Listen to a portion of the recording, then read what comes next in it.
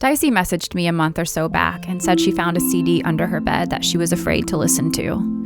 The CD had 4 songs on it, all composed, played, and sang by her teenage best friend Jordan, who had died tragically in a car accident while still in high school.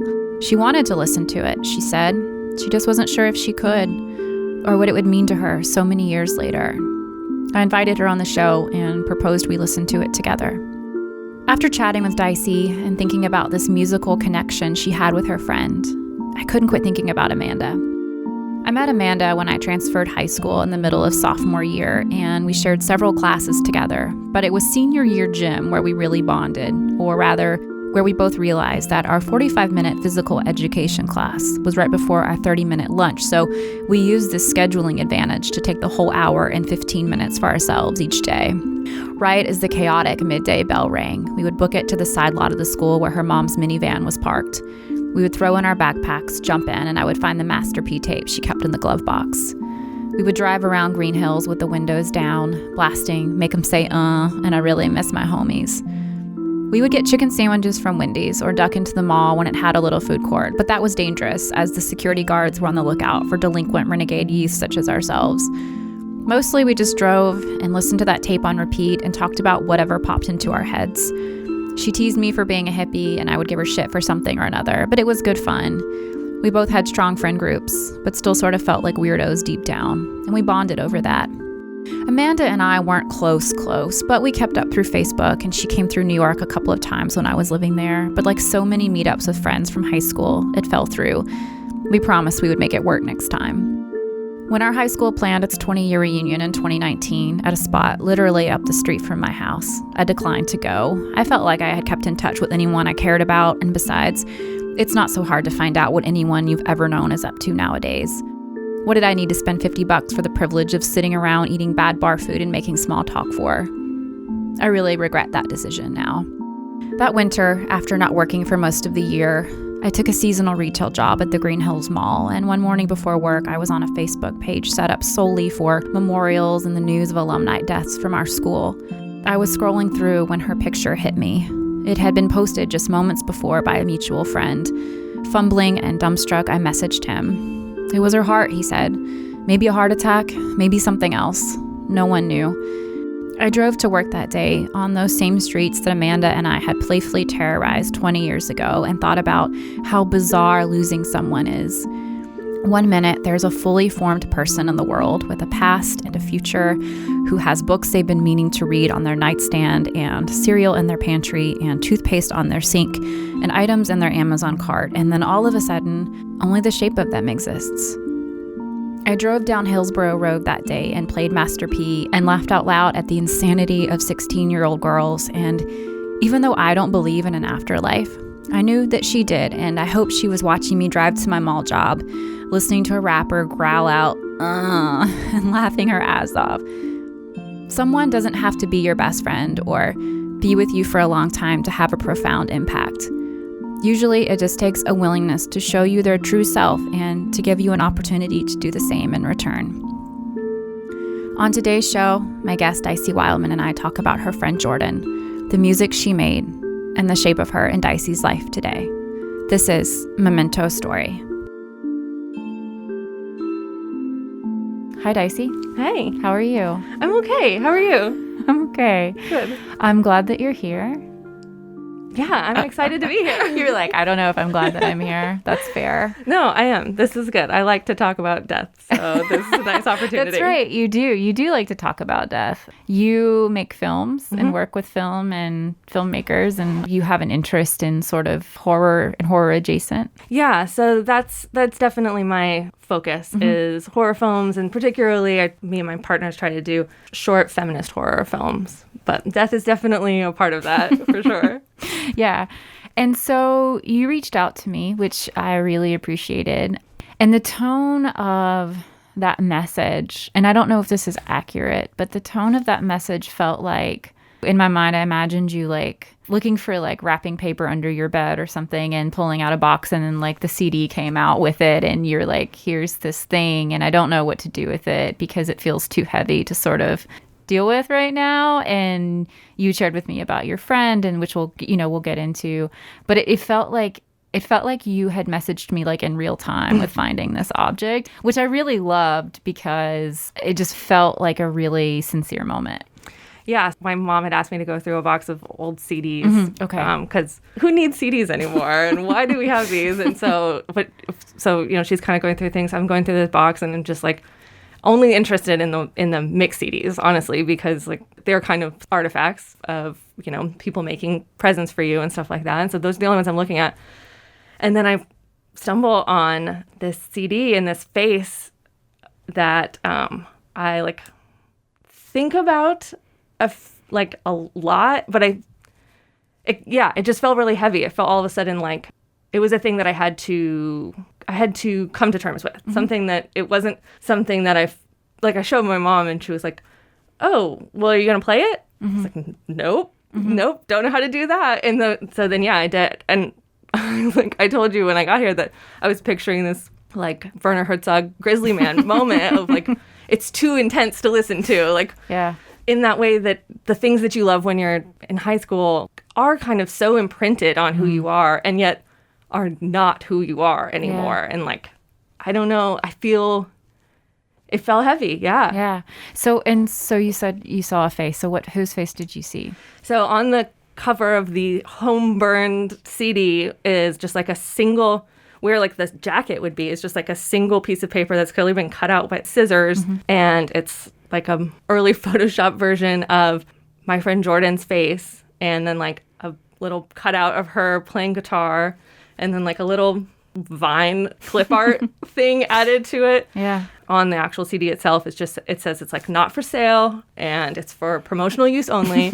And then these track names that like, I don't remember the names of her songs, but I went to every single show that she ever played. Yeah. And I feel like it's going to be very interesting to listen to. How old was Jordan on this CD cover? So she looks like a baby, but I think she must have been 15 or 16. That's kind of a baby. Such a baby, right? Yeah, that's a baby. Truly. So Jordan was your friend? Yeah. And how long did you know Jordan from when to when? Once you were like, yes, let's do this, what is that story? And I can't even remember how we met, but we were friends in those early high school years. She went to high school with my first boyfriend.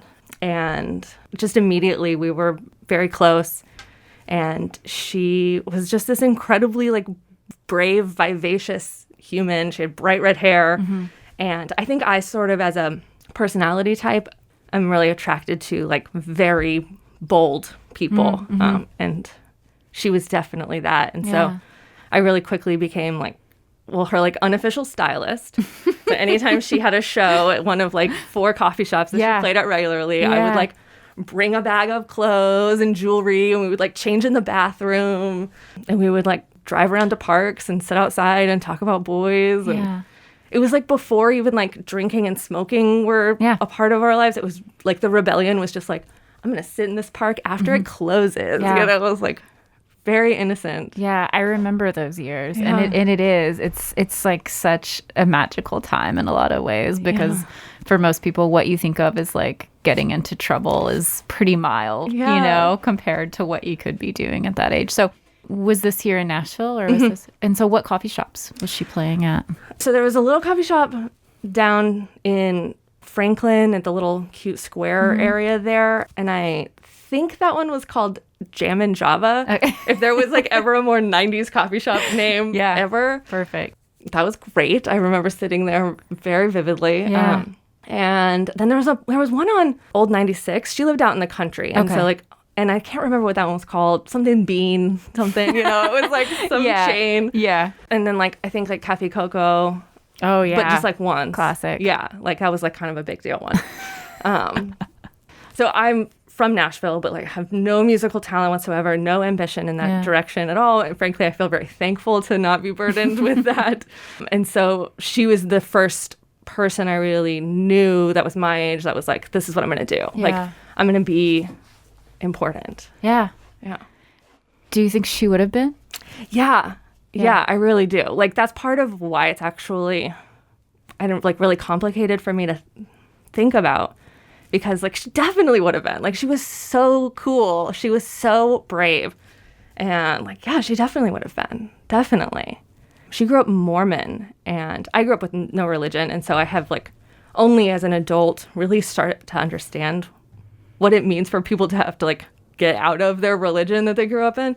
And so like she was 15 and writing very personal songs, at least as I remember them. I don't know, we'll see. And like really defining who she was and with a bravery that I think is really impressive. Mm-hmm. What kind of an effect do you think she had a lasting effect on you? Yeah. So part of the reason I reached out to you is because I felt bad that she left this art to the world and that I had never listened to it again after she died. Yeah. I was super fan, super friend, super fan. Like, it was such a big deal to me. She was so cool and great and amazing. And I really went to every one of her shows. And then the minute she died, it was over. Yeah. And I never listened to it again. And that group of friends that we were all kind of friends with, like, kind of weren't friends anymore. And it just, like, almost was like it never even happened. Like, it didn't exist. And so I felt really bad. Like, I feel like if I died right now and I found out that nobody watched any of the films that I made, I would feel like, well, fuck you guys. Like, that's what I was doing, was making this for you. Yeah. So what happened? She died in a car wreck. And I don't really know. Also, this was like before a lot of stuff was on the internet. So I actually tried to Google it to see if I could find a news report or something like that. And that doesn't exist, or at least not in my like not very good research skills. But she and her friend and her little sister were in the car. And what the story that we all told ourselves, we all shared, and I don't know if this is true because I couldn't verify any of it now, but was that like this one little part of road out in the country where she lived was really dangerous when it rained. And like that little stretch, a few people had gotten in bad car wrecks like that year there. And she died instantly. Wow. As far as I know. I mean, like, who knows, you know? Who knows what people were even telling me? Like, I was 15. Like, maybe there was more there. Yeah. And then her friend, whose name I don't remember, which makes me feel like an asshole, she was in a coma for like 2 weeks. Oh. But she was fine. And her little sister was okay. Do you remember who told you or how you found out? Yeah. So I don't remember the guy's name, but he was one of the people we were all friends with. And he went to high school with her, but I didn't go to that school. And I remember he called on my like personal line, my personal phone line in my bedroom. Yeah. And he was like, have you heard? And at that point, it wasn't that she was gone. It was that she was in a car wreck. And I remember walking into the kitchen where my parents were, and I was like, I don't know what I'm supposed to do. Like, and I remember they were both like, they didn't know what to do. Yeah. And my mom was like, well, call the hospitals. Let's call the hospitals and see what's going on. But she was already dead then. When did you find out that she was dead? I don't remember. Yeah. I don't remember. How long had it been since you had seen her? Well, that's a good question. You know, tops 2 weeks. Yeah. Like very recently. Oh, yeah. Yeah, definitely. Do you remember the last time you talked to her? Nope. Yeah. I think it might have been, because I was thinking about this because of coming on here and because of finding the CD. And I think it was this time that she and I had been hanging out, and then I like got in the car with my friend who had been my boyfriend, but I don't think we were dating anymore. And I remember kind of like being annoyed with her. Like I was like, ugh. I think that was the last time I saw her. It was like me being a brat. Yeah. Which, I mean, when you're a teenager, like. Totally. Yeah. 8 times out of 10, you're being a brat. Oh, totally. Yeah. Did you go to her funeral? Yeah. And what was that like? It was a particularly intense funeral, partly because it was definitely the first funeral I've ever gone to of somebody who was my peer. Mm-hmm. But also this story is so sad. I'm sorry to this. So her mom had cancer. Yeah. And her mom, at the time that she died, was like going to die any day now. God. And so her mom died actually like 2 weeks after she did. Yeah. And so I remember, mostly what I remember about the funeral was like sitting between my parents, but that my dad was really affected by the idea of just like losing everyone in a month. Wow. Yeah. And that kind of made it real in a different way for me, that it made all of us kind of question life, I think. Yeah. For a little while. What was that night like after the funeral? Like, you go home and you're alone in your room. Like, what do you remember at all? What that sort of aftermath was like for you? I remember sort of feeling like I had some responsibility to be something that she couldn't now. What does that mean for you? I don't know exactly. Like, I think she really was gonna, like, I think maybe I felt like I like really had to pursue my dreams because she definitely was going to. She definitely was going to. She had very big plans. Yeah. And since she couldn't, it just felt, it was like, if she could go, then, oh my gosh, any of us could. Yeah. And so, yeah, I mean, I think it was the first realizing, like, no, you just actually have to, like, you can't, why are you waiting on life to happen? Like, just do something. If that's true, that you kind of feel like you pursued some of your maybe more creative dreams because of her, your friendship was pretty profound, I would think. Yeah, I think it was. And I think maybe that's, like, I think I probably would not like for the poetry I wrote when I was 15 years old to be my legacy. And so that's part of the conflict of, like, listening to the CD or not listening to the CD is I want to honor who she was and what that was, but also that's actually not her legacy in my life, at least. It is this, like, real feeling of you have to do it. Like, A, no one's going to hand it to you, and B, like, try. You got to try, at least. Yeah. I mean, it sounds like that obligation is what she really left you. Yeah. But do you just want to go ahead and listen to it? Let's just see. It kind of feels like...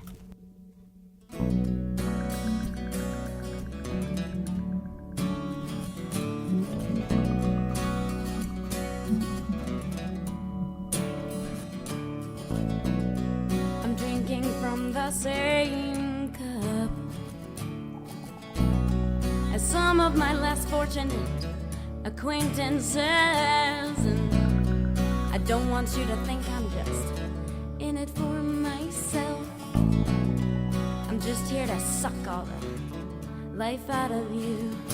And it's not. Do you remember this song? Yeah, totally.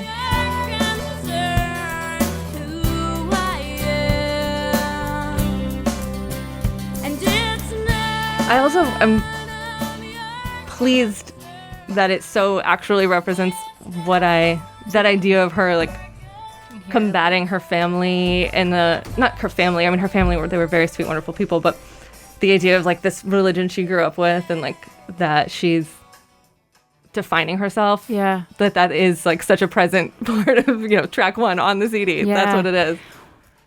What grabs me, and I totally mean this as, like, a good thing, is that I hear that and I'm like, somebody loved Ani DiFranco. Oh my God.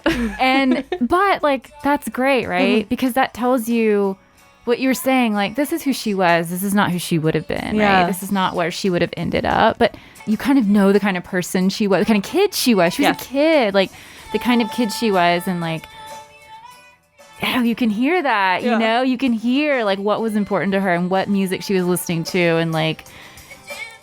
Yeah, those influences are very clear. And it's also, like, there's clearly talent. Like, she would have been really great. Totally. There's totally talent there. She was very short. She was, like a real little spitfire, because she just, like, didn't give a shit, at least. At least that's what it seemed like. Like, she must have, but... She just came off as, like, just totally fearless. And then the idea of, like, getting up on stage and just, like, singing your diary to strangers. Yeah. Like, I don't know how people do it. I know, right?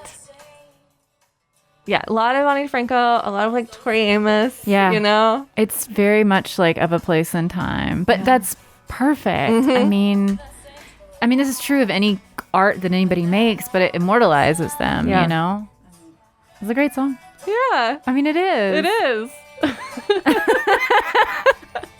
I was a little nervous that I was going to hate it. You seem so much more relieved right now, honestly. I didn't want to not like it. Like, I was scared that I was not going to like it, I think, partly. It's good. Yeah.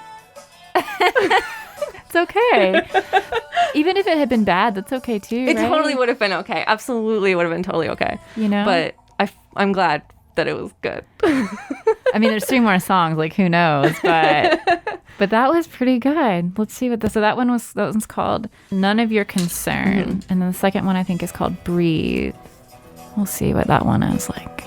I'm trying to wonder what that trajectory could have been. Like, what would she sound like now if she was doing it? Yeah, would she have been like a Taylor Swift, or would she have been more of like a Paramore? Yeah, I think probably like a little darker maybe. To give wildly outdated references, because I'm almost 40 years old, and I'm like, who would she have become? She has those 2 options, you know. This is like some Natalie Merchant, maybe. I think she would have, in like her college age, would have gone really dark, I think. Like, I think, because I think that's sort of, there's hints of that here. Yeah.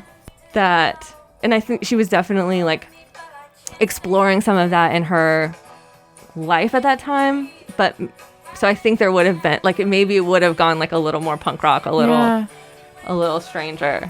You know, it makes me think of the women that I know who grew up in also the Nashville sort of like rock scene. I think about like Beth Cameron and you know, those women who like were making music not too dissimilar from this when they were this age, totally. You know, and what they evolved into, and like, you know, would Jordan be, you know, playing in a band like Black Bra, or you know what I mean? I think she would, you know, or it's great. I mean, it's sad, but it's great that you have this. Yeah. Let's see the other songs. I'm the One is what the song is called. Oh, there's a line. I think there's a line that it's like the only line of any of her songs that I have just remembered forever. And I'm quite certain it's in this song. And I'm the one who's only 5 feet tall, but I'm pretty hard to miss. This is also in that era of just like, you really are just like reading your diary into a microphone. Like, so interesting. Yeah, so the line is, I'm the one with the straight tooth, crooked smile. And that, as a just turn of phrase, has always just stuck in my head. And I'm the one who no one quite understands. And I'm the one who never quite got a fair chance to finish the sentence. Hello, my name is. And so they know me as that girl over there.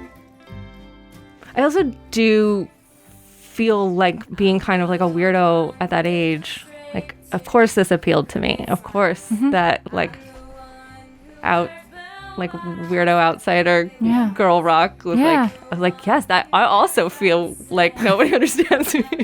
But then all the outsiders come together, and then you become your own insiders, right, with each other. Exactly. Yeah. And it is a beautiful thing when, like you said, when you're that age and things imprint on you so hard. Like, I think about things because first of all, everything is such a new experience. It's like in the way that babies are seeing things for the first time and their little minds are blown. But then you're older, so you like have some sort of like awareness and in at least your sort of beginnings of like your own philosophical ideas about what things mean or whatever, or your own aesthetic, or like what hits you the right way. And everything is just like a fucking revelation, you know? And everything is like so important. And you are just at the whim of like your hormones and like your intelligence, which isn't quite as intelligent as you think it is. No. And but there is just this like, there's this like feralness, I think, to kids that age. Yeah. That's like terrifying, but also like so cool at the same time. Yeah. Because what you are into at that age, like you will have that as part of you, even though you might grow out of it but whatever, but you will have that attachment to that. Like, you know, it's weird, I think, for us, I might be a little bit older than you, but to think about, you know, a band like Nirvana that's on the classic rock station, but how like intensely those songs, what they meant to me, and listening to them or listening to Tori Amos or any of that stuff, and just like, yeah, it's wild. Yeah, and like there are movies that I can acknowledge intellectually are probably not good movies. But like they're just so much a part of me that like I'm like it's always going to kind of make me feel a way. Totally. Even if it wouldn't work on me now. Yeah. It wouldn't work, but it still always will because it did at one time. Exactly like you're saying, like that, just like being a raw little nerve. Yeah, like, absolutely. Everything is and you're just so absorbing. important. You're just like sucking it all in. You know what I mean? Yeah, I think I was a little like timid feels wrong, but like I was shy for sure. And I think like she just was like wild in a way that felt really right and like necessary. And it like felt amazing to be around her. Oh, is this the same one again? It is, yeah. I think we've cycled through. Okay. So I'm gonna pause it. Yeah. I think what you're saying and like what strikes me about it is that especially as young girls, we don't know our own power, and we don't, I mean, truly, like I think about when I see girls that age now, I'm like, you are so beautiful. Even if you feel gangly and awkward, and you have such cool ideas, and like, but you don't understand that. You can't understand that at that age. And then when we see, girls or women that have, like our friends at that age that have that, and you are sort of in awe of them as people, because you're like, how did you figure it out? Yeah, totally. Yeah, she absolutely felt figured out in a way that I think probably of course she wasn't. She was a child. But yeah, she was also curious in a way that I think is so important and interesting. And I think that's something that I learned from her. And I've probably learned it from a lot of people in a lot of different ways since then. But at that time, it was like very novel for me for her to be so just like ready to like eat the world alive in the best way. Yeah. Do you still talk to any of that friend group that you were a part of with her? No. Yeah. No, not at all. Which also like makes at all, me like feel at weird. all ever. No. Do you think it was her death that sort of broke you guys apart, or was she the person holding you together? And so when she was gone, you really didn't have as much in common as you thought you did. I think somewhat that. I don't think it was her death, although I think it could have maybe gone the other way, where her death like brought us all together. Could have, yeah.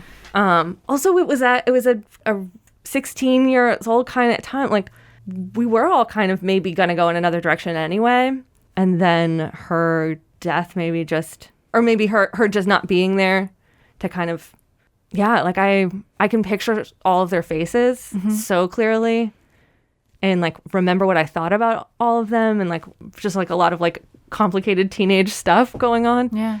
But yeah, like I wouldn't even know how to get in touch with any of those people. That boyfriend that I was dating at the time, who went to high school with her, like I think my mom follows him on Instagram. like I probably could find him, but like it would be out of nowhere for sure. Do you think you would still be friends with her if she hadn't passed away? Yeah. I mean, it's devastating for me to think that I wouldn't. Yeah. Because I really, exactly like you're saying, like I feel like I know that girl that she would have grown up into. And maybe that's putting a lot of me onto her, but also I'm allowed to do that because this is my version of this, I think. Absolutely. But yeah, I think I absolutely would have. When you first came in and we were chatting before we started, and you were kind of talking about on the way over here that you had these feelings of like, do I have the right to talk about this? Do I have the right to share this memory or to feel this way about this memory? And I wonder if you have kind of come to, I mean, I know it hasn't been that long since, 30 minutes ago, but in the course of talking about this and listening to it, like, have you gotten your head around if this is your memory, if you have the right to this memory? Yeah, I don't think I have the right to say what she was or anything like that, or to like claim anything about her or like how she even felt about me or anything, you know, like, but yeah, it's undeniable to me that I remain influenced by her and that I probably made choices in my life after that because of wanting to make her proud. Yeah. And that does make this my story. Yeah. And I don't know. I mean, I hope no one feels bad that we played her songs on a podcast. And Who would feel bad about that, do you think? I don't know. I mean, maybe her family. I don't know. I hope not. I really it really comes from just like such a real true place of wanting I felt bad that I hadn't ever listened to it again and wanted to like give that to her. But also to honor how important she has been. Even, it was a long time ago. Yeah. It was a really long time ago. It was a really long time ago. Yeah. When you think about her, do you have any like events or shows or memories that like stick out and you're like, these are the ones that come to the surface the most when you think about her? Or is it sort of just like a collage sort of snippets of bits and pieces sort of that life that you had with her? Kind of a collage, but I remember, I feel like I've had this feeling a number of times, and I'm sure you can relate to this, but this was definitely the first time I've had this feeling of being, I mean, backstage is like such an overstatement of these venues. Right. Yeah. But like kind of being like in her inner circle and like, oh, she was like very cool. She was really cute. And like the boys, like, she just like got a lot of attention and like, and so like being kind of like important. She was one of those people where like if she was looking at you, like the sun was shining on you. Like it was just really, and just feeling like special to be like with the band. Yeah, totally. Especially at that age, right? Because, we all want to feel special. And even if that means being part of somebody who is special, Yeah, absolutely. So I remember being at like one show and it was, she and I had been friends for a while. And so like, I'd heard these songs before. And so I was kind of like standing in the back and I remember like talking to somebody and just kind of just feeling like, oh yeah, like I belong here. This is a real, like, I'm not just here as like a hanger-on. Yeah. Although I'm probably was. But the feeling of like, oh yeah, like this is, I don't know, this is like maybe what it feels like to be like a grown-up artist or something. Yeah. I mean, when you were saying that just now, sort of that feeling of belonging is also a feeling, I think, of ownership. And in some way, like, these are your songs too. Like, you didn't write these or play on these. This isn't you singing, but these are your songs too, right? I mean, you were around. You influenced probably the stuff as much as anything else did in her life, Yeah. I hope so. Yeah. I mean, I could tell that story a bunch of different ways, and I don't know. But yeah, I mean, I feel like we would definitely still be friends and we would be making maybe very cool stuff together. I don't know. Yeah. I feel bad that I like never made a music video for her, or, like all this shit that I definitely would have done. Yeah. Yeah. Is there anything you could do now with these songs? I don't know, like, okay, so when she died, I like, dabbled in poetry and things, and I like never wrote a poem about her. Because it was just like too raw. And then like I went to college and I was making weird films, and I was like, maybe this is how I do something with her. But like, I don't know. It just felt kind of, no, I never have. I've asked myself that question many times in my life of like, what can I do with that feeling? Yeah. And I don't know what the answer is. I was just thinking, I was like, how cool of an Easter egg would it be if you ended up making a film about, if not set in the 90s, has like a 90s flashback and there's like this song playing on the radio or something, like what an Easter egg, it's like a Twin Peaksian kind of like, did you know that the girl singing that song on the radio, died when she was 15 or something? I love that. Yes. I hope no one thinks I'm being disrespectful by saying that, but I think that there is, God, I mean, people die and it sucks and it's awful and it's like, it's such a tragedy. And like, I don't personally believe there's any rhyme or reason to it. I think it's just the way things work. You think about like, people want to be remembered. Yes.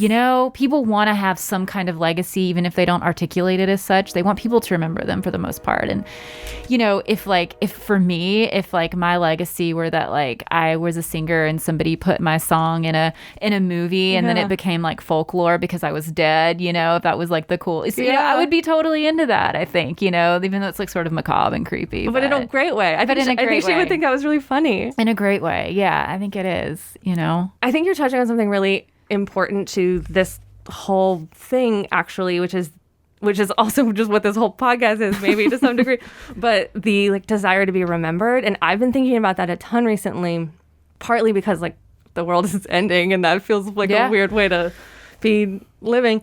But also I don't think I'm going to be a mom. And like I've just sort of realized that. And I realized that a big part of what I'm like maybe sad about that is thinking that like your kids are the people that remember you. And like, who's going to remember me now? And like, obviously that's not true. And I have friends and it's going to be fine. But that is like one of the little like flags that pops up of like, oh shit, well, who's going to care about me? Who's going to care about these stories? Who's going to like be like, well, my mom, she used to, you know, I don't know, do whatever the things I do that I don't know what I do. But, and so, I think that's a piece of this is this like, what does being remembered look like? And like, probably doesn't look like me playing the CD a lot, but I do think about her a lot. Yeah. Yeah. That's worth something. Yeah. I mean, one, I think a better name for this podcast would have been Who's Gonna Remember Me Now? But you are like 100% correct in that is what this podcast is about, is that I had those similar feelings of like, I have boxes of shit in my basement from dead people, from relatives that have died. Unfortunately, most of my family has died. And so I have tons and tons of boxes of just other people's stuff. And I also am not a mother. I don't have children. We don't know if that's in our future, you know? And so you think about like beyond me, like what happens to all of this other stuff that has been passed down and has been lugged around and like lovingly tended to and taken out every once in a while and whatever, like what happens to this stuff, you know?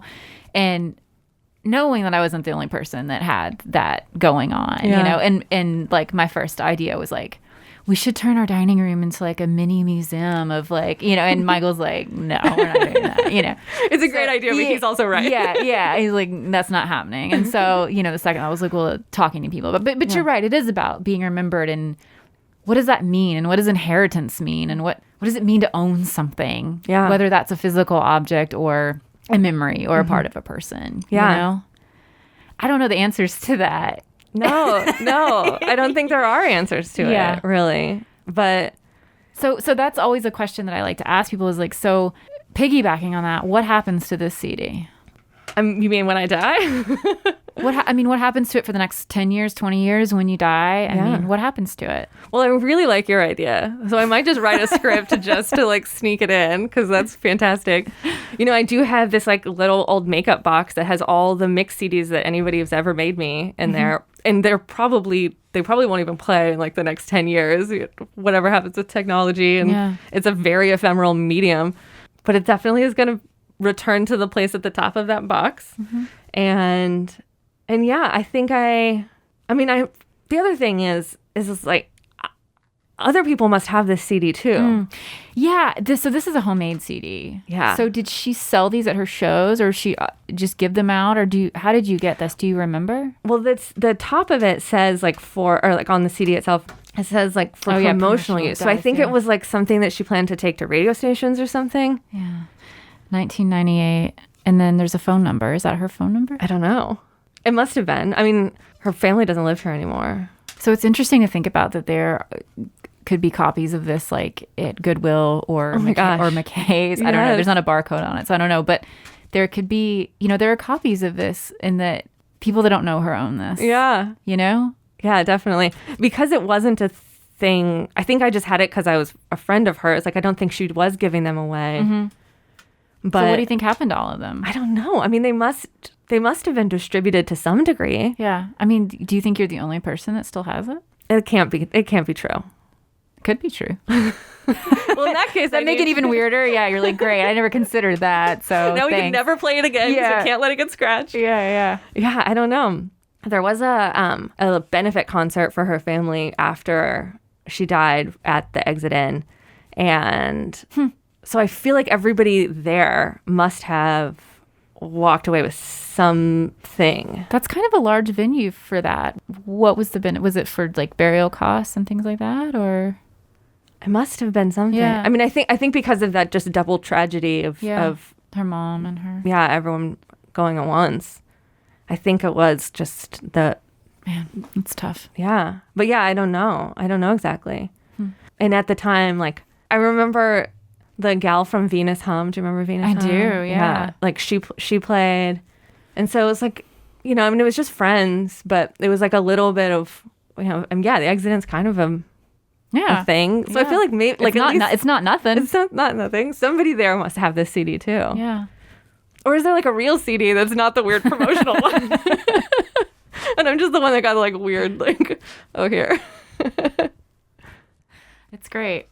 I think she would definitely be pissed if people weren't talking about her. I think that for sure. So you fulfilled at least part of what you think. There you go. She Yeah. would want, you know? How do you feel having talked about this now? It feels really good, actually. Does it? Yeah. Good. Yeah, it feels really good to just like spend an hour thinking about her. Yeah. I'm glad it felt good. Yeah. You feel so much happier now after we got playing it out of the way. You came in just like you were like a cyclone. I could feel all of your nervous energy. You know what I mean? I know. But it's not so bad. Yeah, no, I think it's good. And I think I'm allowed to say everything I said. Yeah, I don't think you said. You didn't, I mean, unless there are like deep, dark secrets about her that you want to tell. Yeah, But like you said, you guys weren't doing any of that stuff yet, you know? Truly. You might have like, I don't know. Like I'm trying to think at that age what I was doing. Like we were like having dudes buy us booze at Wendell Smith's. Yeah. But that's about it, you know?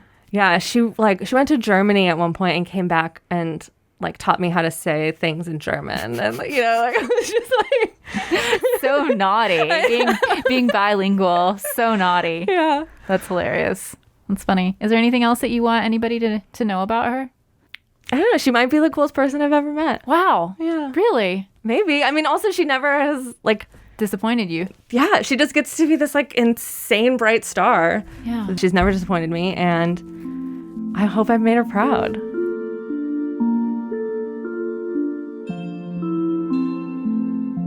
Dycee emailed me the next day after her interview because she had, as she put it, an embarrassing revelation. Those friends that she never saw again once Jordan died, the ones she assumed had also stopped seeing each other, the more she thought about it, she realized this was short-sighted.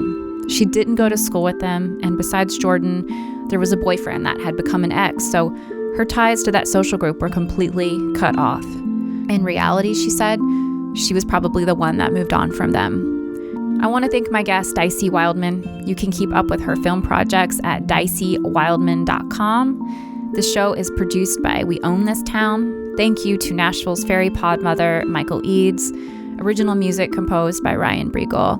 I set out to do a 6-episode series, and I have done that, so I'm going to take a bit of a break and regroup with a brand new set of interviews, hopefully in early spring, so please stay tuned. If you're interested in being interviewed, you can reach me on Instagram at Memento Stori. Story is spelled with an I. Thank you so much for listening and for your support.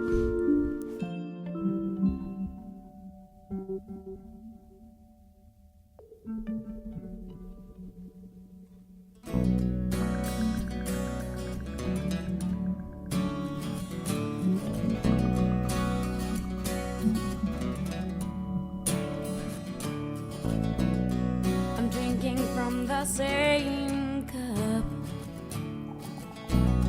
as some of my less fortunate acquaintances, and I don't want you to think I'm just in it for myself. I'm just here to suck all the life out of you, and it's none of your concern who I am. And it's none of your concern who I've become. And it's none of your concern if I'm alone in the end.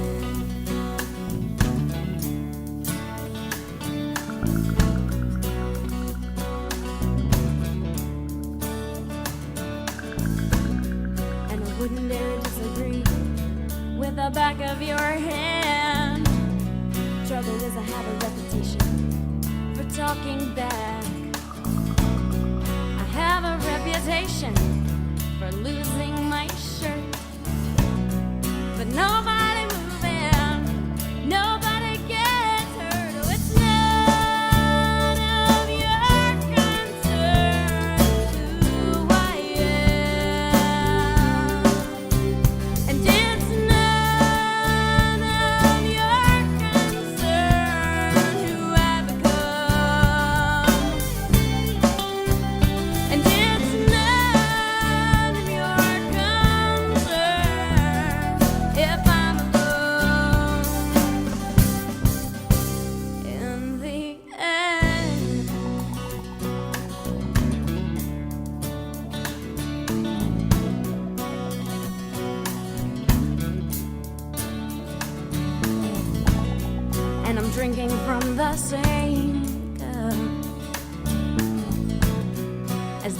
been betrayed.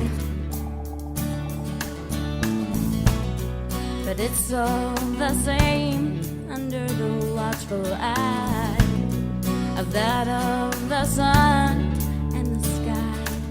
But it's not